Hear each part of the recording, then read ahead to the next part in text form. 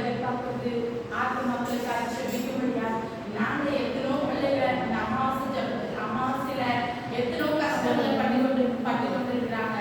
அநேக இடிபாடுகளுக்குள்ள குடும்பத்துல பிரச்சனை, இந்த அமாவாசையில தான் நிறைய பேருக்கு பிரச்சனைகள் வருது. ஆனா அது இந்தியில இருக்கிறவங்க நிறைய பேருக்கு தெரியும், ஆனாலும் அதை அவங்க உணர மாட்டாங்க.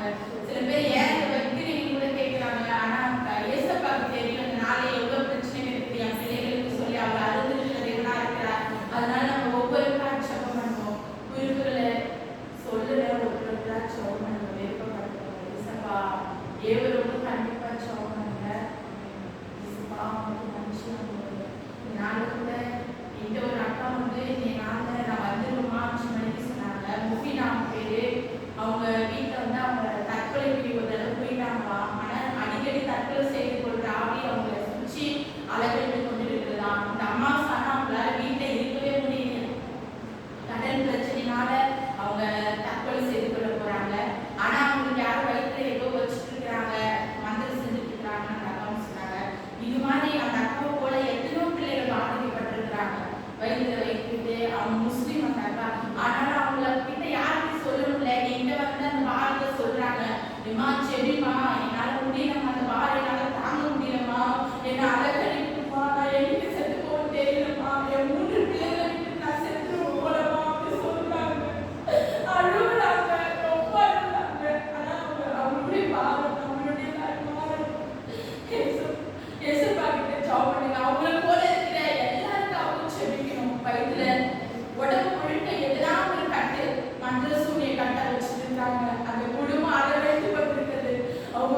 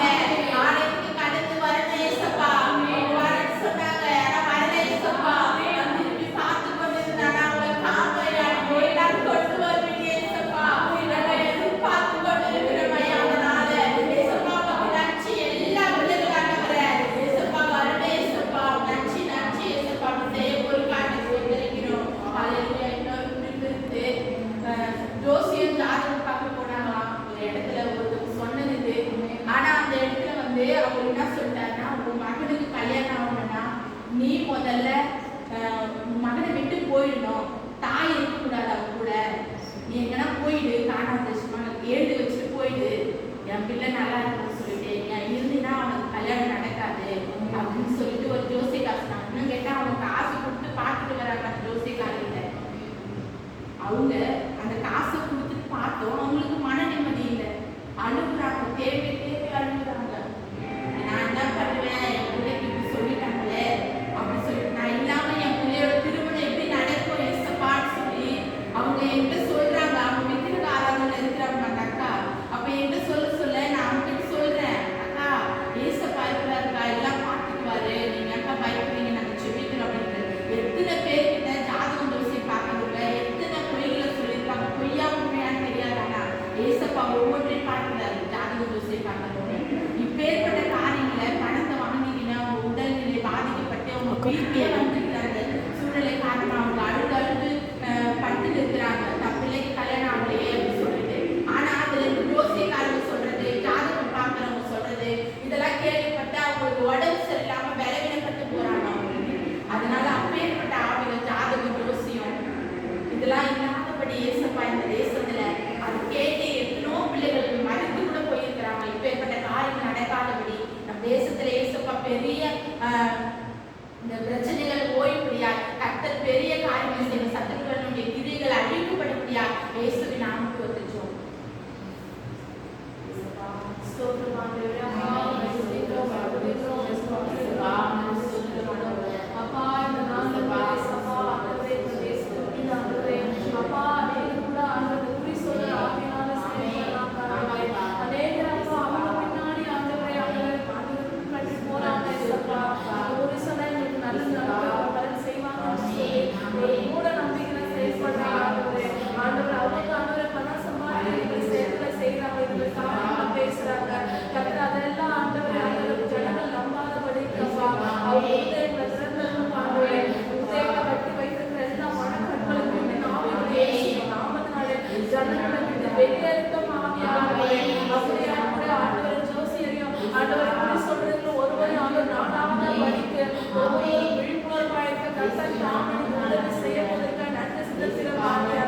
படத்துக்காக எவ்வளவு போய் சொல்றாங்க, போய் நாவியானவரே தேசத்துக்கு செயல்படக்கூடாது. குறி சொல்றவங்க எல்லாம் ஆண்டவர் சோதனை சொல்றவங்க மனம் திரும்பணும் ஆண்டவரே, ரட்சிக்கப்படணும் ஆண்டவரே, எல்லாம் போய் இயேசுவே என்று சொன்னாமே பின்பற்றி வரணும் சாமி. ஒரு மகன் கூட சொன்னாங்க சபா அதற்காக ஒரு தாய் ஆண்டவர் தாய் கூட பிள்ளை கூட இருக்கக்கூடாதுன்னு சொல்லி அதோட பிரிக்கிற பொல்லாத ஆவி ஆண்டவரே. அப்ப அதுக்கு ஒரு நாள் அவங்க பயப்படக்கூடாது ஆண்டவரே. அது ஒரு மனுஷன் பேசுற பேச்சு, அது பிசாசு பேசுற பேச்சுன்னு சொல்லி ஆண்டவர் அந்த மகள் ஒரு நாள் நம்பி கலங்க கூடாது ஆண்டவரே. அவங்க யார் எப்படி எங்களுக்கு தெரியாது சாமி. அவங்க எங்க இருந்தாலும் சப்பா அவங்களை நீங்க தெளிவுபடுத்துங்க ஆண்டவரே, அவங்க தைரியப்படுத்துங்க ஆவி ஆண்டவரே, அவங்களை நம்பிக்கைப்படுத்துங்க ஆண்டவரே. ஒரு கிரியைக்கு ஒரு நாள் அவங்க பயந்து போகக்கூடாது சப்பா. அப்படி எத்தனையோ ஆண்டவர் ஜோசித்த நாளுக்காக எங்க பார்த்தாலும் ஒவ்வொரு நேரம் நாள் ஒவ்வொரு கிழமை ஆண்டவர் எவ்வளோ ஆண்டவரை பார்க்கறாங்க சாமி. அப்பேற்பட்ட ஆண்டவரை பொல்லாத கிரியைகளை எடுத்து போடுங்கப்பா. ஜனங்கள் எல்லாம் இந்த போய் நம்பி போகக்கூடாது.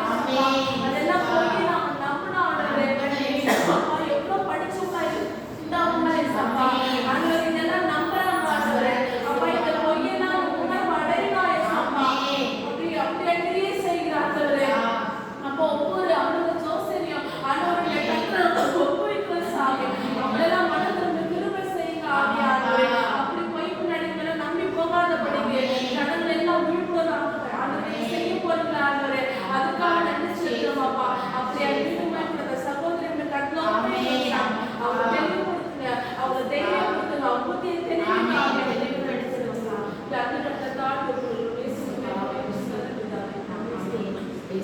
சபத்தை கேட்டு பதில் கொடுக்க கூடாது. செலுத்துவோம் ஏசப்பா. நன்றியப்பா செய்ய போகிற பெரிய காரியங்களுக்காக நன்றி ஏசப்பா. யாரும் ஜாதகத்தை யோசித்து நம்பி ஓடாதே கர்த்தராங்களை ஆண்டவரே நீங்கள் காப்பாற்ற போறீங்க ஏசப்பா. உண்மை அறிந்து கொள்ளும்படியாய் செய்ய போறீங்க இயேசுவின் நாமத்தினால. அந்த கால் நன்றி செலுத்துகிறோம் ஏசப்பா. சோத்திரம் சோத்திரம் சொல்லி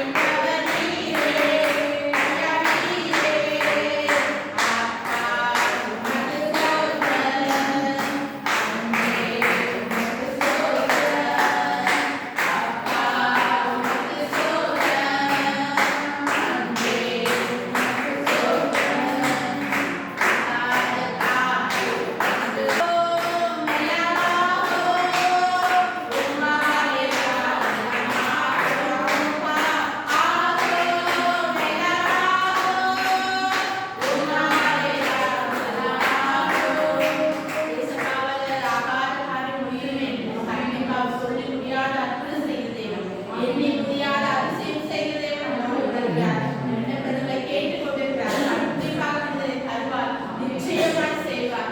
நாளை கூட எத்தனையோ பிள்ளைகள் வீட்டுக்கு ஆராதனை இருக்கிறாங்க. ஆனா அவங்களுக்கே ஒரு நம்பிக்கை இல்லை, கடவுள் இங்கே இருக்கிறாருன்னு ஒரு நம்பிக்கை இல்லை. அவங்களுக்கே தெரியுது கல்லு சொல்லிட்டு எந்த பழத்துக்கு போடுறாங்க, திருப்பதிக்கு போடுறாங்க, எங்கேயோ தேடி போடுறாங்களே. அப்பா எவ்வளோ கிலோமீட்டர் போடுறாங்கப்பா, கேரளா வாட்டுக்கு போடுறாங்க, நாத்துல வாட்டுக்கு போடுறாங்க. ஏசப்பா உண்மையாக பேசுறீங்களப்பா, உண்மையாக கொள்ள வேண்டும் சொல்லி ஜெபம் பண்ணுங்கப்பா. ஹல்லேலூயா ஏசப்பா, உமக்கு ஸ்தோத்திரம். ஹல்லேலூயா ஹல்லேலூயா. அப்பா நீங்க தொடுங்க, ஒவ்வொரு ஆத்துமாவும் வெளியேற பெற்றுக்கிறாச்சா. அப்பா நீங்க நினைவே பெற்றுக்கிறாய் ஏசப்பா. மனதுருகி தேவனத்தவர விக்கிற மேடைகளை வைத்துக்கொண்டு அநேக இலக்கப்பட்ட முறைக்கு போய் 50,000 கொடு, அவ்வளோ கொடு, இவ்வளோ கொடுக்குறாங்க. அந்த அக்கா வந்து புலம்புறாங்க. நம்மகிட்ட ஏன் சொல்றாங்கன்னு தெரியல, ஆனால் சொல்லுறாங்க. ஏசப்பா இந்த விண்ணப்பத்தை கொடுக்குறாருன்னா நம்ம செபிக்க முடியாதான் நமக்கு கொடுக்குறாரு. எனக்கு இன்னைக்கு இதெல்லாம் செபிக்கணும்னு தெரியாது. ஆனால் ஏசப்பா வந்து அவங்க அழுகுறத வச்சு ஏசப்பா நான் சொல்றேன், ஏசப்பா நடத்துறாரு. கண்டிப்பா இது அவங்களுக்கோசம் நம்ம செபிப்போம். இப்பேற்பட்ட கிரிகள் ஆட்கொண்டு இருக்கிறது. இந்த விக்கிரகத்தை வச்சு சம்பாதிக்க ஆரம்பிக்கிறாங்க. அது கடவுளே இல்லைன்னா அந்த பிள்ளைகள் உணர்ந்து கொள்ளணும். காசு பணம் பார்க்குறாங்களே அப்படின்னு சொல்லிட்டு இது நம்ம கிறிஸ்தவர்கள் எதுனா ஊழியக்காரங்க எதுனா செஞ்சுட்டாங்கன்னா அதை எவ்வளோ தூரம் போடுறாங்க. ஆனால் இப்பேற்பட்ட ஆவிகள், இந்த விக்கிரக ஆராதனை ஆவிகள் இப்பேற்பட்ட பிள்ளைகளை இல்லாத ஏழைகளை எப்படி ரொம்ப பயமுறுத்தி கொண்டு இது செஞ்சுதான் ஆகணும், அவங்க விருப்பப்பட்டு செய்யணும்னு சொல்றாங்களா. ஆனால் 50,000 கொடு, 1,00,000 கொடுன்னு கேட்குறாங்களா. அவங்களால முடியலம்மா என்னால அப்படி சொல்லிட்டு கண்ணீரோடு அழுகுறாங்க. அந்த காலத்தில் இருக்கிற அந்த அக்கா பள்ளி அக்கா அவங்களுக்கு எல்லாருக்கும் தெரிஞ்சிருக்கும். அவங்க வீட்டு வேலைக்கு வரணும், வீட்டுக்காரர் சரி கிடையாது. ஆனால் இப்பேற்பட்ட இடத்துல இவங்க கேட்குறாங்க. கர்த்தர் இப்பேற்பட்ட ஆவிகள், பொல்லாத ஆவிகள் தான் இந்த நேரத்தில் கிரியை செய்து கொண்டிருக்கிறது. விக்கிரக ஆவிகள் இயேசுவின் நாமத்தை நிரூபணமாக்கும்படியாக நம்ம ஒரு சிந்திப்போம். ஏசப்பாட்டை கேட்டு இப்பேற்பட்ட ஆவிகள் பணத்துக்கும் பொருளுக்கும் ஆசைப்பட்டு எத்தனை குடும்பங்கள் ஆக வைத்துக் கொண்டிருக்கிறாங்க. இப்பேற்பட்ட ஆவிகள் நம்ம தேசத்தை விட்டு போகக்கூடிய இயேசுவின் நாமத்தில் செபிக்கிறோம்.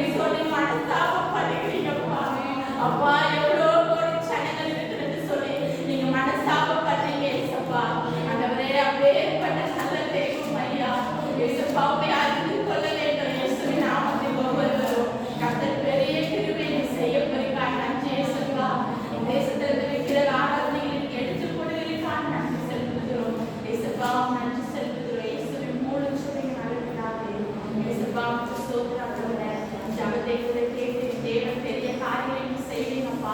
ஒவ்வொரு நாளும் நட்சத்திரத்துல ஏறெடுக்கணும் ஐயா. கிருபை தாங்க இயேசப்பா. ஒவ்வொரு விண்ணப்பங்களும் ஏறெடுக்கணும் சாமி. அப்பா உங்க சோதரானவர இயேசப்பா, நீங்க ஆண்டவரே அப்பா ஒவ்வொரு ரட்சிக்க போறீங்க இயேசப்பா. இந்த கருத்துல வைக்கிற இயேசப்பா ஒவ்வொரு இங்க தொடர்புரைக்கும் நன்றி செலுத்துகிறோம். சோதரம் சோதரம் இயேசப்பா, உமக்கு சோதரம் ஆண்டவரே. ஹalleluya ஹalleluya. எனக்கு குறித்ததை நிறைவேற்றி முடிப்பவர் நீரே ஐயா, நீரே.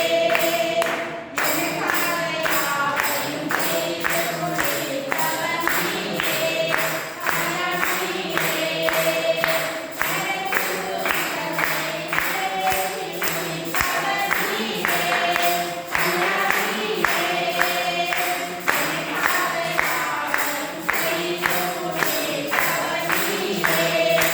ஐயா, நீரே.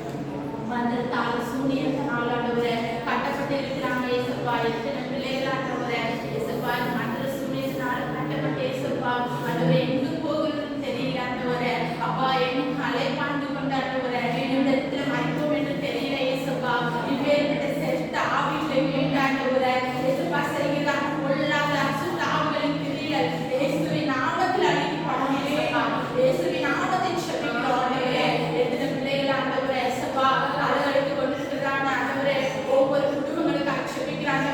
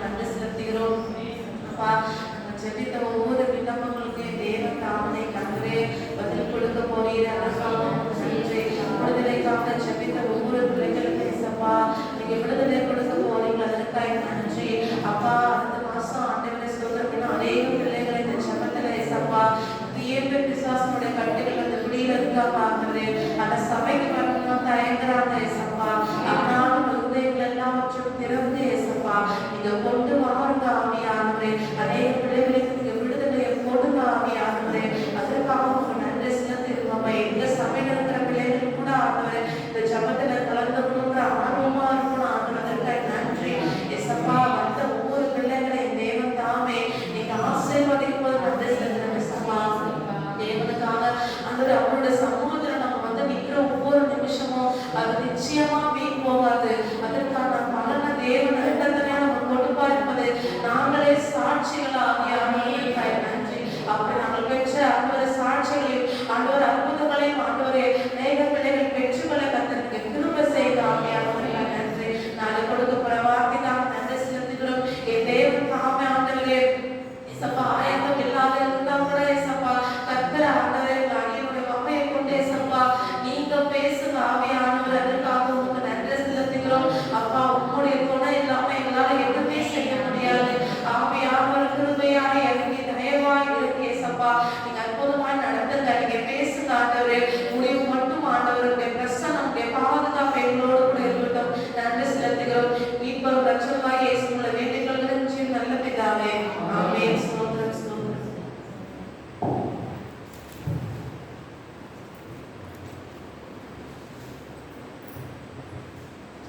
கர்த்தருக்கு ஸ்தோத்திரம்.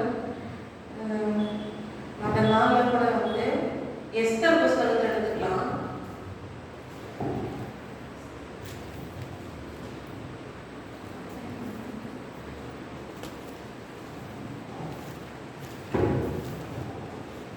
நான் சொல்ல முடியாதே சொல்லிட்டு இருக்கேன். எஸ்தர் வந்து நம்ம 2 5 6 7 8 அப்படின்னு பார்ப்போம். நான் நானே படிச்சுக்கிறேன்.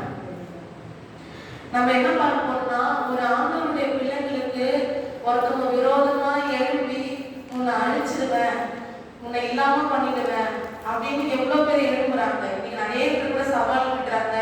நீ எல்லாம் எனக்கு ஒண்ணுமே இல்லை, உன்னை என்ன செய்ய முடியும், நினைச்சா இப்ப கூட அழிச்சிடுவேன் அப்படின்னு சொல்லி என்ன பண்ணுவாங்க, அநேகம் வந்து எழுப்புறாங்க. அப்படிதான் இங்க வந்து என்ன பண்றாரு, ஆமான் வந்து எழுப்புறாரு. யாருக்கு? மொர்தெகாய்க்கும் யூதருக்கும் விரோதமாக என்ன பண்றாரு, ஆமான் வந்து எழுப்புறாரு. அவருடைய பதவியும் பெருமைனாலும் அவருக்கு கொடுக்குற ரைட்ஸ்னாலையும் நான் என்னெல்லாம் செய்ய முடியும் அப்படின்னு சொல்லி என்ன பண்றாரு, தேவனுடைய பிள்ளைகளுக்கு விரோதமாக எழுப்புறாரு. ஆனா அவரு வந்து யாருக்காக ஒரு குழியை வெட்டினாலும் அந்த குழியில அவரே விழும்படி தேவன் என்ன பண்ணாரு, திரும்ப செஞ்சாரு. அவருடைய குடும்பத்தையே தேவன் என்ன பண்ணாரு, சின்ன வாங்கி போட்டாரு. இந்த பிள்ளைகளை கூட எழுந்து போய் நின்னாரு. அந்த அவமான உதாரணமா வச்சுதான் இந்த நாள்ல நம்ம பார்க்க போறோம். தேவனுடைய பிள்ளைங்க நீங்க எந்த காரியத்தை குறித்து யார் உங்களுக்கு சவால் விடுறாங்க, யார் உங்களுக்கு விரோதமா எழுப்புறாங்க, நீங்க அவமான நினைத்து கொள்ளுங்க. எப்படி மொர்தெகாய்க்கு ரெடி பண்ண தூக்கு மரத்துல அவனே தொங்குபடி தேவன் கிருபை செய்தாலும் இந்த எஸ்தர் புஸ்தகத்துல எனக்கு இந்த சாப்டர் ரொம்பவே ஒரு பிரமிப்பா, ரொம்பவே அற்புதம், ரொம்பவே பிடிக்கும். ஆண்டவர் பாரு எவ்வளவு அற்புதமா அவருடைய பிள்ளைங்களுக்கு விரோதமா எழுபவர்கள் எந்த அளவுக்கு பதில் கொடுக்கிறார் பாரு அப்படின்னு சொல்லிட்டு. நமக்கு எல்லாமே தெரியும் எஸ்தர் வந்து எப்படி வந்து அவங்க ராஜஸ்திரியா மாறினாங்கன்னு தெரியும்ல. அனஸ்வர ராஜா இந்து தேசம் முதல் எத்தோப்பிய தேசம் வரை 127 தேசத்தோட ராஜா அவர் வந்து வஸ்தி தான் அவங்க திருமணம் அவங்களுடைய மனைவியா இருந்தாங்க. அவங்க இது பண்றதுனால என்ன பண்ற தள்ளிட்டு இன்னும் அவர் வந்து தேசத்துல இருக்கிற எல்லாருக்கும் வந்து கட்டளை கொடுக்குறாங்க. அந்த விஷயம் எல்லாமே நமக்கு தெரியும். அப்போ வந்து ஆண்டவர் என்ன பண்றாரு, எஸ்தர் ரொம்ப ஏழ்மையான யூத குலத்துல இருந்து அவங்களுக்கு வந்து ஒரு மாத்து வஸ்திரம் கூட இல்லாம இருந்தாங்க. எஸ்தர்ன்னு சொல்லிட்டு ஒரு மூவி கூட இருக்குது. நீங்க அதை இன்னும் பாத்தீங்கன்னா உங்களுக்கு ஒன்றும் அந்த மாதிரி நிறைய மூவிலாம் இருக்கும். அது பாத்தீங்கன்னா நம்ம படிக்கிறதுல புரியாதது கூட நமக்கு அதுல ஒரு விஷயங்கள்லாம் லைவா நம்ம பார்க்கும்போது ரொம்பவே நல்லா இருக்கும். அப்படி வந்து ஆண்டவர் என்ன பண்ணாரு, எஸ்தர் வந்து செலக்ட் பண்ணி ஆண்டவர் வந்து அந்த அரண்மனைக்கு அவர் கொண்டு போறாரு. அப்போ இந்த மொர்தெகாயும் ஆமான வந்து நம்ம பார்க்க போறோம். எஸ்தர் 2:15 இருந்து மொர்தெகாய் தனக்கு குமாரத்தியாய் ஏற்றுக்கொண்டவளும் அவன் சிறிய தகப்பனாகிய அபியேலின் குமாரத்தியுமான எஸ்தர். சிறிய தகப்பனா சித்தப்பாவோட பொண்ணு தானே. அப்போ வந்து ராஜாவிடத்தில் பிரவேசத்திற்கு முறை வந்த போது அப்போ வந்து இவங்க அப்படின்னா எஸ்தர் வந்து இவருக்கு மொர்தெகாய் வந்து சித்தப்பா பொண்ணுன்னா அப்ப எஸ்தருக்கு இவர் என்ன வேணும், பொண்ணு தானே வேணும், மகள் மாதிரி. சரிங்களா? அப்படி இப்ப என்ன ஆச்சுன்னா கீழே 21 படிங்க. அந்நாட்களில் மொர்தெகாய் ராஜாவின் அரண்மனை வாசலில் உட்கார்ந்திருக்கிற போது வாசல் காக்கிற ராஜாவின் 2 பிரதானிகளாகிய பிக்தானும் தேரேசும் வர்முன் வைத்து ராஜாவாகிய அகாஸ்வேரின் மேல் கை போட வகை தேடினார்கள். அப்போ இந்த மொர்தெகாய் எஸ்தருக்கு தன்னுடைய மனைவிக்கு என்ன அப்படின்ட்டு ராஜாவுக்கு தெரியாது. அவர் ராஜாவோட அரண்மனை வாசல்ல தான் இந்த மொர்தெகாய் அமர்ந்துட்டு இருக்காரு. அப்ப ராஜாவை கொலை பண்றதுக்காக 2 பேர் என்ன பண்றாங்க, அவங்க பிளான் பண்றாங்க. இந்த விஷயம் மொர்தெகாய்க்கு தெரிஞ்சு மொர்தெகாய் எஸ்தர் கிட்ட சொல்றாரு. அந்த காரியம் விசாரிக்கப்படுகிற போது அது மெய்யென்று காணப்பட்டது. ஆகையால் அவர்கள் இருவரும் மரத்திலே தூக்கு போடப்பட்டார்கள். இது ராஜா சமூகத்திலே 4ஆம் புஸ்தகத்திலே எழுதப்பட்டிருக்கிறது. இந்த விஷயம் புஸ்தகத்துல எழுதிருக்கு. ராஜாவுக்கு தெரியாமையே அவருக்கு ஆபத்துல இருந்து என்ன பண்ணிட்டாரு, மொர்தெகாய் ராஜா காப்பாத்திட்டாரு.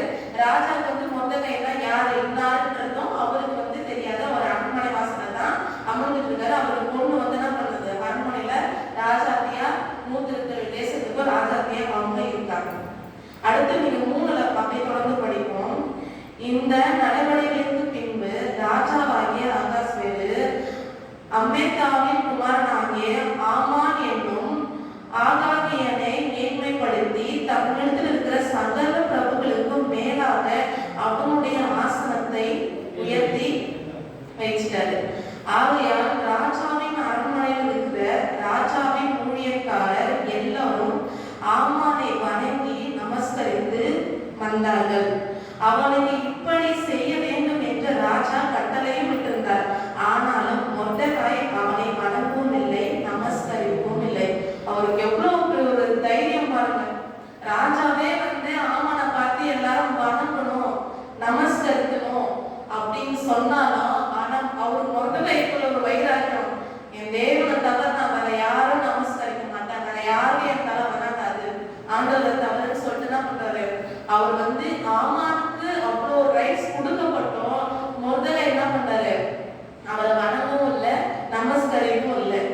அப்ப இந்த நாள அப்பொழுது ராஜாவின் அரண்மனை வாசல் இருக்கிற ராஜாவின் ஊழியக்காரர் மொர்தெகாய் பார்த்து, நீ ராஜாவின் கட்டளைகளை மீறுகிறது என்ன என்று கேட்டார்கள். இப்படி அவர்கள் நாளுக்கு நாள் அவனே சொல்லியும் அவர் செய்யாததுனால இவருக்கு என்ன ஆச்சுன்னா, ஆமானுக்கு மொர்தெகாய் மேல ரொம்பவே கோபம் அதிகமா வந்துருச்சு. இவர் என்ன நம்மளை பார்த்து நம்ம இவ்வளவு பெரிய பதவியில் இருக்கிறோம், ராஜாவே நமக்கு இவ்வளவு உரிமை கொடுத்து வச்சிருக்காரு, ஆனா இந்த சின்ன மனுஷங்களை பார்த்து நம்ப மாட்டாரு. அவருக்குள்ள இருக்கிற வைராக்கியம் பாருங்க.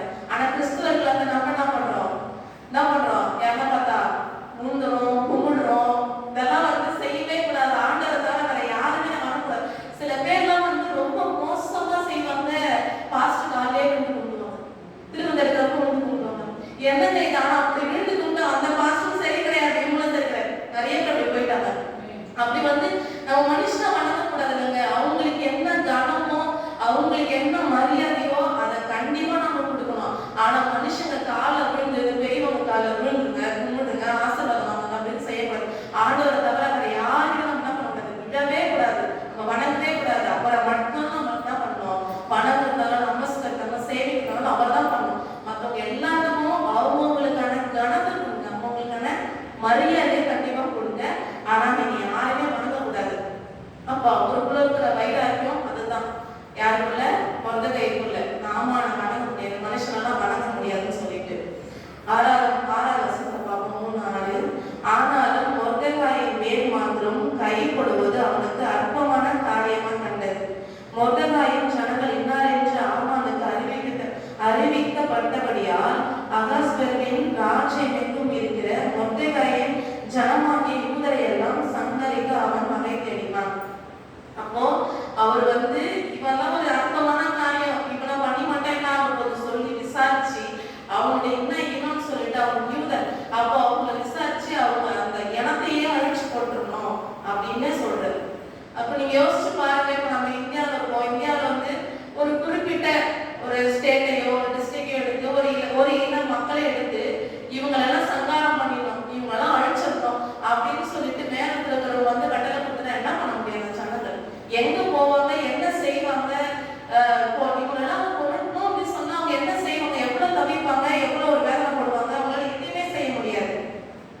அப்ப கீழே 10வது வசனத்துல, அப்பொழுது ராஜா தன் கையில் இருக்கிற தன் மோதிரத்தை கழற்றி அதை ஆகாகியான அமேதாவின் குமாரனும் யூதரின் சத்ருவுமாகிய ஆமானிடத்தில் கொடுத்து, அவனை யாருக்கு சொல்றாரு? யூதருடைய சத்ருன்னு சொல்லிட்டு. அப்ப ராஜா என்ன பண்ணிட்டாரு? அவர் கையில் இருக்கிற முத்திர மோதிரத்தையே கொடுத்துட்டாரு. முத்திர மோதிரம்னா ஏதாவது ஒரு கட்டளை எடுத்துட்டு சீல், இந்த ராஜாவோட அந்த சீல் வச்சுட்டாலே இது ராஜாவோட கட்டளை, இது வந்து நாட்டுல எல்லாமே செய்யணும் அப்படின்றதுதான். அப்போ ராஜாவோட அந்த முத்திர மோதிரையும் ஆமான் கையில கொடுத்துட்டாருன்னா, ஆமான் இஷ்டத்துக்கு என்ன ஒண்ணா சட்டம் எழுதலாம், எது போனா அந்த சீல முத்திரையை அவர் போட்டு அவர் வந்து பண்ணிடலாம். 11 வசனம், ஆமானை நோக்கி, அந்த வெளியை நீ வைத்துக்கொள், அந்த ஜனத்துக்கு உன் இஷ்டப்படி செய்யலாம் என்னன்னு அவரு சொல்லிட்டாரு. அப்ப வந்து ஆமானுக்கு சொல்லவே இல்லை. ராஜாவுக்கு அடுத்தபடியா அவர் வைத்துட்டாரு. நாட்டுல வர்றாரு, அவரை பாக்குற எல்லாரும் அவங்க வணங்குறாங்க. அது மட்டும் இல்ல, ராஜாவோட மோதிரமும் அவர் கையில இருக்குது. அவர் வந்து என்ன ஆணவம்னா என்ன சட்டம்னா அவர் பிறப்பிக்கலாம். அவர் வந்து அவ்வளோ ஒரு இதுவா மேன்மையா அவர் இருக்காரு.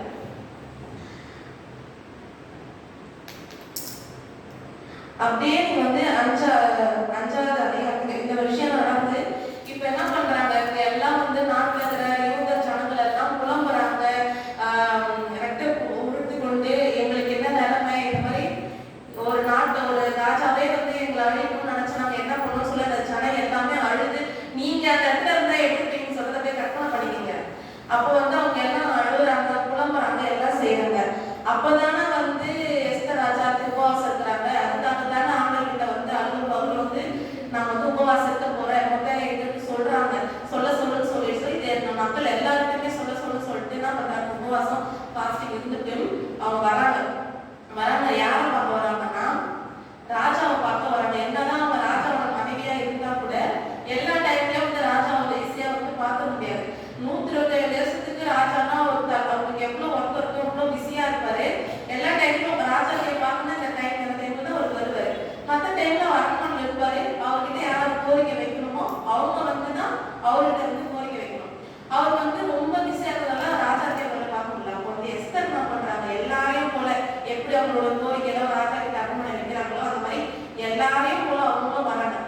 ராஜா கிட்ட வந்து 5 நாள்ல, அப்போது எஸ்தர் ராஜாவுக்கு சித்தமானால் நான் தமக்கு செய்வித்த விருந்துக்கு ராஜாவும் ஆமானும் இன்றைக்கு வர வேண்டும் என்றாங்க. அப்ப என்ன சொல்றாங்கன்னா, அவர் ராஜா கேட்கிறாரு, எஸ்தர் ராஜாக்கு நீ எங்க வரீங்க, உங்களுக்கு என்ன வேண்டுதல், உங்களுக்கு என்ன கோரிக்கை அப்படின் போது, அப்ப நான் ஒரு விருந்து செஞ்சு வச்சிருக்கேன், அதுல யாரு நடந்துகிட்ட ராஜாவில் நீங்க வரணும், அது நீங்க ஆமானையும் கூப்பிட்டு வரணும் அப்படின்னு சொன்னோடனே ஆமானுக்கு வந்து என்ன சொல்றதுனே ஒன்றும் புரியல. இன்னும் ராஜாக்கு விருந்து ஆயத்தம் பண்ணிருக்காங்க, ராஜாவும் கூப்பிட்டுருக்காங்க, அடுத்து நம்மளையும் கூப்பிட்டுருக்காங்களே அப்படின்னு சொல்லிட்டு அவருக்கு ஒண்ணுமே தனக்கால ஒன்றும் புரியல.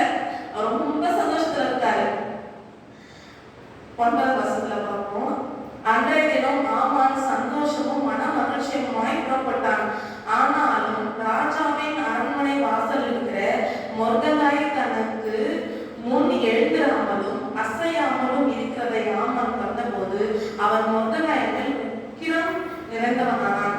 என்னதான் இவருக்கு இவ்வளவு சந்தோஷமா இருந்தாலும் இந்த சிறு பூச்சி இந்த மொர்தெகாய் நம்மளை பார்த்து நமக்கு வந்து நம்மளுக்கான மரியாதை நடத்த அவன் கொடுக்க மாட்டானே, நமக்கான மரியாதையை அவன் கொடுக்க மாட்டான்னு சொல்லி என்ன பண்றது? இந்த ஆமானுக்கு வந்து மொர்தெகாய் மேல கோபம் பயங்கரமா வந்தது. 11 தன் ஐஸ்வர்யத்தின் மகிமையும் தன் பிள்ளைகளின் திரட்சியும் ராஜா தன்னை பெரியவனாக்கி தன்னை பிரபுக்கள் மேலும் ராஜாவின் ஊழியக்காரர் மேலும் உயர்த்தின எல்லாவற்றையும் ஆமான் அவர்களுக்கு விவரித்து சொன்னான். அவங்க மனைவி கிட்ட வந்து சொல்றாரு. பின்னையும் ஆமான் ராஜஸ்திரியாக எஸ்தரும் தான் செய்த விருந்துக்கு ராஜாவுடனே என்னை தவிர வேறொருவரையும் அழைக்கவில்லை, நாளைக்கும் ராஜாவுடனே கூட நான் விருந்துக்கு வரவழைக்கப்பட்டிருக்கிறேன்.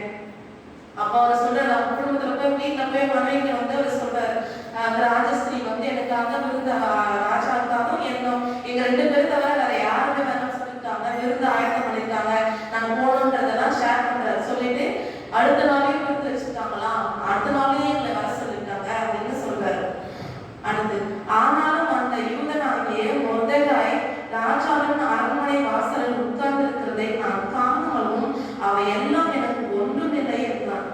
என்னதான் எனக்கு ராஜா முத்திர மோதிரம் கொடுத்தாலும், எனக்கு என்ன அதிகாரம் கொடுத்தாலும், ராஜஸ்திரீ வந்து ராஜாவுக்கு ஆயத்தப்படுத்தின விருந்திலேயே என்ன அழைச்சாலும், ஆனா அந்த மொர்தெகாய் வந்து அங்க உட்கார்ந்துட்டு என்ன மதிக்காம இருக்கிறதுக்கு இதெல்லாம் எனக்கு ஒண்ணுமே இல்லை.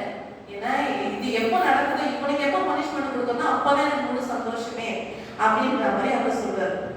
அப்பொழுது அவன் மனைவியாகிய சீரேஷும் அவனுடைய சிநேகிதர் எல்லாரும் அவனை பார்த்து, 50 முழ உயரமான ஒரு தூக்கு மரம் செய்யப்படும், அதிலே மொர்தெகாயை தூக்கி போடும்படி நாளைய தினம் நீ ராஜாவுக்கு சொல்ல வேண்டும் அப்படின்னு சொல்றாங்க. 50 முழம் உள்ள ஒரு தூக்கு மரத்தை ரெடி பண்ணிட்டு அந்த மொர்தெகாயை தூக்குல போடணும்னு சொல்லிட்டு ராஜா கிட்ட நீங்க சொல்லுங்கன்னு சொல்லிட்டு அவங்க என்ன சொல்றாங்க, மனைவி அவங்க நண்பர்கள்லாம் வந்து அவருக்கு வந்து ஆமானுக்கு ஆலோசனை கொடுக்குறாங்க. பின்பு சந்தோஷமா ராஜாவுடனே கூட விருந்துக்கு போகலாம் என்றார்கள். இந்த காரியம் ஆமானுக்கு நன்றாய் கண்டதினால் தூக்கு மரத்தை செய்தான். தூக்கு மரத்தை யார தூக்குல போடுறதுக்காக? மொர்தெகாய்க்கு அவர் யார்? தேவனுடைய மனுஷன். அவரை வந்து தூக்குல போடுறதுக்காக ஆமான் என்ன பண்ணிட்டாரு, 50 முழத்துல வந்து தூக்கு மரத்தை என்ன பண்ணிட்டாரு, ரெடி பண்ணி வச்சுட்டாரு. 6வது அதிகாரம். அந்த ராத்திரியிலே ராஜாவுக்கு நித்திரை வராதபடியினால் கால வர்த்தமானங்களை எழுதியிருக்கிற நடபடி புஸ்தகங்களை கொண்டு வர சொன்னான். அது ராஜ சமூகத்தில் வாசிக்கப்பட்டது. அப்பொழுது வாசல் காவலில் ராஜாவின் 2 பிரதானிகளாகிய பிக்தானாவும் தேரேசும் ராஜாவாகிய அகாஸ்வேருவின் மேல் கை போட பார்த்த செய்தியை மொர்தெகாய் அறிவித்தான் என்று எழுதி வாசிக்கப்பட்டது. முன்னாடி சொன்னல, எஸ்தர் ராஜாக்கு வந்து அவங்க ராஜாவை கொடுக்கப்பட்ட பிறகு இவர் வந்து அரண்மனை வாசல் யாரும் மொர்தெகாய் அமர்ந்துட்டு இருக்காரு. ராஜாவை கொல்லும்படி 2 பேர் பிளான் பண்ணாங்க. அந்த விஷயத்தை வந்து மொர்தெகாய்க்கு தான் தெரிஞ்சு அவர் வந்து ராஜா கிட்ட சொல்லி ராஜாவை அந்த இருந்து அவர் காப்பாத்திட்டாரு. இப்பதான் ராஜாவுக்கு அந்த புஸ்தகங்களை வாசிக்கும் போது அவர் தூக்கம் வரல. அதனால அந்த புஸ்தகத்தை வாசிக்கும் போது இவர் தான் இவரை காப்பாத்தினாருன்னு சொன்ன உடனே அப்பதான் வந்து மொர்தெகாய் தான் நம்ம உயிரை அன்னைக்கு காப்பாத்திருக்காருன்றது யாருக்கு தெரிய வருது? ராஜாவுக்கு தெரிய வருது. அப்பொழுது ராஜா இதற்காக மொர்தெகாய்க்கு கனமும் மேன்மையும் செய்யப்பட்டதா என்று கேட்டான். அதற்கு ராஜாவை சேவிக்கிற ஊழியர்கள் அவனுக்கு ஒன்றும் செய்யப்படவில்லை என்று சொன்னார். அப்ப ராஜாவோட உயிரே காப்பாத்திருக்காரு மொர்தெகாய், அவருக்கு ஏதாவது செய்யப்பட்டதான்னு கேட்கும் போது அவருக்கு எதுவுமே செய்யல அப்படின்னு சொல்லிடுறாங்க. ஆமான் தான் செய்த தூக்கு மரத்திலே மொர்தெகாயை தூக்கு போட வேண்டும் என்று ராஜாவிடத்தில் பேசும்படி ராஜா அரண்மனையின் வெளிமுன்புறத்திலே வந்திருந்தான். அப்பொழுது ராஜா முன்பத்திருக்கிறது யார் என்று கேட்டார். இவர் இப்போ சொல்ல வர்றாரு, மொர்தெகாயை வந்து தூக்குல போடணும் அப்படின்னு சொல்லிட்டு ராஜா கிட்ட சொல்ல வர்றாரு. இதே டைம்ல வந்து நம்மளோட உயிரை காப்பாத்துறது யாருன்றதும் ராஜாவுக்கு வந்து தெரிய வந்துருச்சு. ராஜாவின் ஊழியக்காரர் அவனை நோக்கி, இதோ ஆமான் முன்புறத்தில் நிற்கிறான் என்றார்கள், ராஜா அவனை உள்ளே வரட்டும் என்றான். அப்ப ராஜா சொல்றாரு, ஆமான் உள்ள கூப்பிடுங்க அப்படின்னு சொல்லிட்டு ஆமான் உள்ளே வந்த போது ராஜா அவனை நோக்கி, இது ரொம்ப சூப்பரா இருக்கும், ராஜா கனம் பண்ண விரும்புகிற மனுஷனுக்கு என்ன செய்யப்பட வேண்டும் என்று கேட்டார். அப்ப வந்து ஆமானுக்கு வந்து இந்த விஷயம் எதுவுமே தெரியாது. வெளில இருக்கிற உள்ள கூப்பிட்டு ராஜாவை ராஜா வந்து நான் வந்து யாராவது ஒருத்தர் வந்து கனம் பண்ணணும் அப்படின்னு நினைச்சேன்னா அவங்களுக்கு நான் என்னதான் செய்யணும் அப்படின்னு கேட்டாரு. ஆமான் வந்து நினைச்சிட்டாரு, ராஜா நம்மளதான் கனம் பண்ண போறாரு, அதனாலதான் கூப்பிட்டாரு, நம்மளதான் கனம் செய்யக்கூடாதுன்னு சொல்லிட்டு அவருக்கு ரொம்ப சந்தோஷமாயிருச்சு. அதற்கு ஆமான், என்னையென்று யாரை ராஜா கனம் பண்ண விரும்புவார் என்று தன் மனதிலே நினைத்து, என்ன தவிர வேற யார் அவர் கனம் பண்ண போறாருன்னு நினைச்சிட்டு அவர் சொல்றாரு ராஜாவை நோக்கி, ராஜா கனம் பண்ண விரும்புகிற மனுஷனுக்கு செய்ய வேண்டியது என்னவென்றால், ராஜா உடுத்துக் கொள்கிற ராஜ வஸ்திரமும் ராஜா ஏறுகிற குதிரையும் அவர் சிரசிலே தரிக்கப்படும் ராஜமுடியும் கொண்டு வரப்பட வேண்டும் அப்படின்னு சொல்லிட்டாரு. நமக்கு தானே இது எல்லாமே வரப்போகுது அப்படின்னு அவர் சொல்லிட்டாரு. அந்த வஸ்திரமும் குதிரையும் ராஜாவுடைய பிரதான பிரபுகளின் ஒருவனுடைய கையிலே கொடுக்கப்படும். ராஜா கனம் பண்ண விரும்புகிற மனுஷனை அலங்கரித்த பின் ராஜாவே அலங்காரமும் பண்ணிவிடணுமா, அவனை குதிரை மேல் ஏற்றி நகர வீதியிலே உலாவும்படி செய்து, ராஜா கனம் பண்ண விரும்புகிற மனுஷனுக்கு இப்படியே செய்யப்படும் என்று அவனுக்கு முன்பாக கூறப்பட வேண்டும் என்றான். அவன் அப்படி சொல்லிட்டான். அப்பொழுது ராஜா ஆமானை நோக்கி இப்பதான் சொல்றாரு, சீக்கிரமாய் நீ சொன்னபடி வஸ்திரத்தையும் போய் ராஜ அரண்மனை வாசல்களே உட்கார்ந்து இருக்கிற யூதனாகிய மொர்தெகாய்க்கு அந்த பிரகாரம் செய். இவர் இப்ப நான் எல்லாம் நமக்கு தான் செய்வேன்னு சொல்லிட்டு ராஜ வஸ்திரம் குதிரை வீடு அதுன்னு சொல்லிட்டு நீ போய் வாசல்ல உட்கார்ந்து யூதனாகிய மொர்தெகாய்க்கு எல்லாத்தையும் செய்யன்னு சொன்ன உடனே அவர் ஆமானுடைய மனநிலம் எப்படி பண்ணி பாருங்க. அவருக்காக தூக்கு மரத்தை ரெடி பண்ணி எப்ப தூக்க போலான்னு ரெடியா இருக்காரு. ஆனா இவரு கையாலேயே மொர்தெகாய்க்கு எல்லாவற்றையும் செய்யணும் தான் பண்றாரு. ராஜா கட்டளை கொடுத்துட்டாரு. அந்தபடியே ஆமான் வஸ்திரங்களை நீங்க எவ்வளவு ஒரு வேதனையா இருந்திருக்கும் பாருங்க. எல்லாத்தையும் கொண்டு போய் ராஜா சொன்னபடியெல்லாம் செய்து ராஜா கணம் பணம் இருக்கிற மனுஷனுக்கு இப்படியே செய்யப்படும் என்று அவனுக்கு முன்பாக கூறினான். சரிங்களா? இப்போ இப்படி இந்த விஷயம் அவங்க வீட்டுல போய் அவர் சொல்றாரு. யாரு? ஆமான்னு சொல்றாரு. அவங்க மனைவி கிட்டலாம் சொல்றாரு, எனக்கு இவ்வளவு பெரிய விஷயம் நேரிட்டுச்சு. நான் யாரு தூக்க மரத்துல யாரு தூக்கிடலன்னு நினைச்சனோ அவனுக்கே இன்னைக்கு நான் இவ்வளவும் பண்ணிட்டேன் அப்படின்னு சொல்லிட்டு என்ன பண்றாரு, அவர் ரொம்ப குழம்பி பேசி அது அவங்க குடும்பத்துல அவர் பேசிட்டு இருக்காரு. இப்படி பேசிட்டு இருக்கே இருக்கும் போது ராஜேஸ்வரி 2 நாள் ஆயத்தப்படுத்தினாங்கல்ல. இப்ப 2வது நாள் வருது. அப்ப என்ன பண்றாரு, 2வது நாள் என்ன பண்றாரு, ஜாலியா ஒரு கிளம்பி போறாரு. அப்ப ராஜா கேட்கிறாரு, நீங்க ராஜேஸ்வரி நீங்க நேற்றும் விருந்து வச்சுட்டீங்க, நீங்க இன்னைக்கும் விருந்து வச்சுட்டீங்க, உங்களுக்கு என்னதான் வேணும், என்ன உங்களுக்கு போறீங்க அப்படின்னு கேட்கிறாரு. அவங்க நல்லா சாப்பிட்டு ஜாலியா இருக்காரு. நம்மள எவ்வளவு பேர் கௌரவிச்சுட்டாங்க ராஜேஸ்வரியும். அது எஸ்தர்ன்ற அந்த மூவில அந்த பையனும் பார்த்தீங்கன்னா அவ்வளவு நல்லா இருக்கும். செம்மையா பார்க்கும்போது அவர் என்ன பண்றாரு, ஜாலியா இருக்காரு. அப்ப ராஜேஸ்வரி அப்பதான் அவங்களுடைய கோரிக்கையை சொல்றாங்க, எங்களை அழித்து கொண்டு நிர்மூலமாகும்படி நானும் என் ஜனங்களும் விற்கப்பட்டோம், அடிமைகளாகவும் வெள்ளாட்டிகளாகவும் விற்கப்பட்டிருப்போம் அப்படின்னு சொல்லிட்டு என்ன பண்றாங்க. அப்போ ராஜா கிட்ட எங்க ஜனங்களை அழிக்க பாக்குறாங்க, எங்க ஜனங்களை கொல்ல பாக்குறாங்க அப்படின்னு சொல்லும் போது அப்போ அகஸ்தியர் ராஜா கேட்கிறாரு, யார் அந்த ஜனம், உங்களை அழிக்க நினைச்சவங்க யாரு, அப்படி யார் இந்த காரியத்தை செஞ்சாங்க அப்படின்னு கேட்கும் போது அதற்கு எஸ்தர், சத்ருவும் பகைவும் ஆகிய அந்த மனிதனின் இந்த துஷ்டன் ஆமான் தான் அப்படின்னு சொல்றாங்க. இது அந்த ஆமான் தான் அப்படின்னு சொல்லும்போது அப்பொழுது ராஜாவுக்கும் ராஜாத்திற்கும் முன்பாக ஆமான் திகில் அடைந்தான். ஆமா என்ன பண்றாரு, பயம் வந்துருச்சு. ராஜஸ்ரீ இப்படி நம்மள போட்டு விட்டாங்க ராஜா முன்னாடி, நம்ம இப்படி மாட்டிட்டுமே அப்படின்னு சொல்லி என்ன பண்றாங்க, ராஜா என்ன பண்ணுவாரு, கோபத்துல வெளியே போயிட்டு வருவாங்க. இவர் என்ன பண்ணுவாரு, ஆமா இந்த பயத்துல ராஜஸ்ரீ கிட்ட மன்னிப்பு கேட்பாரு. ஆக்சுவலா அவர் மன்னிப்பு தான் கேட்பாரு. மன்னிப்பு அவங்களுடைய ராஜஸ்ரீயோட அந்த படுக்கையில ஒரு படுத்து இருக்காரு. நீ இவ்வளவும் செஞ்சுக்கிட்டு ராஜஸ்ரீக்கே நீ பண்றேன்னு சொல்லிட்டு என்ன பண்றாரு, சரியான கோவந்துட்டு இவனை மொர்தெகாய் இப்பவே தூக்குல போடுங்க அப்படின்னு சொல்லி என்ன பண்ணுவாரு, யாரு ஆமான இப்பவே தூக்குல போடுங்க சொல்லி என்ன பண்ண ராஜா கட்டளை கொடுக்குறாரு. அப்போ தூக்கு மரம் ரெடியா தான் இருக்குது. ஆமா வீட்டுல 50 மரத்துல ரெடி பண்றது இருக்காருன்னு சொன்ன உடனே அதுவும் ரெடி பண்றதுக்கு வேலையும் இல்லை. நேரம் கூட்டு என்ன பண்றாரு, தூக்கு மரத்துல தொங்க விட்டுறாங்க. அது மட்டும் இல்லாம அவருக்கு இருக்கிற 10 பிள்ளைங்களுக்கும் தூக்கு மரத்துல என்ன பண்றாங்க, தூக்கு போட்டு கொண்டுட்டாங்க. அப்போ எந்த முத்திரம் அவங்க கையில் இருந்துச்சோ, யாரு ஒரு வாசப்படியில நின்று அரண்மனை வாசப்படியில நின்று அழுது குழம்பி கஷ்டப்பட்டு சாம்பல்ல குழம்பிட்டு இருந்தாங்க மொர்தெகாய், அவரை கூப்பிட்டு ராஜா கௌரவப்படுத்தி அவன் கையில இருந்த முத்திர மோதிரத்தை கழட்டியா யார் கையில போட்டாரு, இந்த மொர்தெகாயோட கையில போட்டு அவனுக்கு கொடுத்த எல்லா அதிகாரத்தையும் குடுங்கி இந்த மொர்தெகாய்க்கு கொடுத்து, அப்போ அந்த நாட்டு அந்த மக்களுக்கு விரோதம் எழுதப்பட்ட சட்டத்தை எல்லாத்தையும் உடைச்சு போட்டு அன்னைக்கு அவங்களுடைய இவ்வளவு பெரிய அற்புதத்தை ஆண்டவர் செஞ்சாரு. எஸ்தர் ராஜாத்தி பண்ண உபவாசம், அவங்க பண்ண உபவாசத்தினால ஆண்டவர் என்ன பண்ணாங்க, இவ்வளவு பெரிய கருணாவை செஞ்சாரு. அப்படி மொர்தெகாய்க்கே ஆண்டவர் இப்படி செய்ய முடியும்னா அவரையே தஞ்சம் என்று நம்பல, அவர் நிச்சயமாவே நீங்க கைவிட மாட்டீங்க. யார் உன்னை தூக்கிடுற பாருங்க, அழிச்சிடுற பாருங்க, இல்லாம போயிடுவாரு, ஒடுக்கப்பட்டு போயிடுவார் யாரு சொல்றாங்களோ, உங்களுக்காக யாரு பல்லம் ரெடியா வெட்டி வச்சுட்டு எப்ப இந்த பழத்துல விழ போறா இதை போட்டு புதைக்க போறோம்னு நினைக்கிறாங்களோ அவங்க வெட்டின குடியில அவங்களே விடும்படி ஆண்டவர் பண்ணுவார்? நிச்சயம் திரும்பை செய்வார். உங்களுக்கு வர வேண்டிய கனமும் உங்களுக்கு வர வேண்டிய மரியாதையும் வராம வேற யார்கிட்ட போய் தவறா இருக்கா அதை ரெண்ட தனியா பிடிங்க. ஆண்டவர் என்ன பண்ணார்? நிச்சயமா அவர் என்ன பண்ணுவாரு?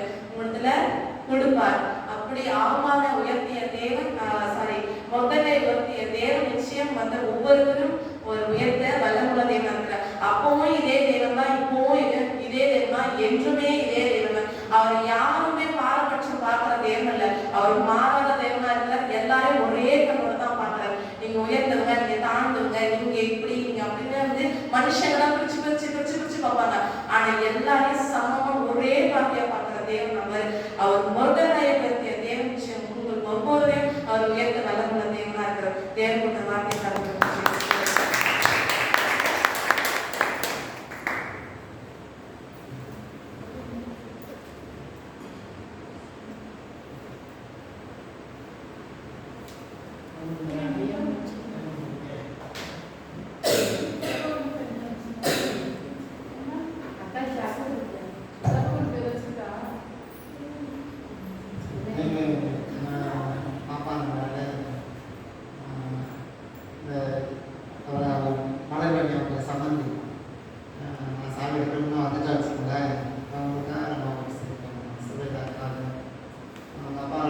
Apa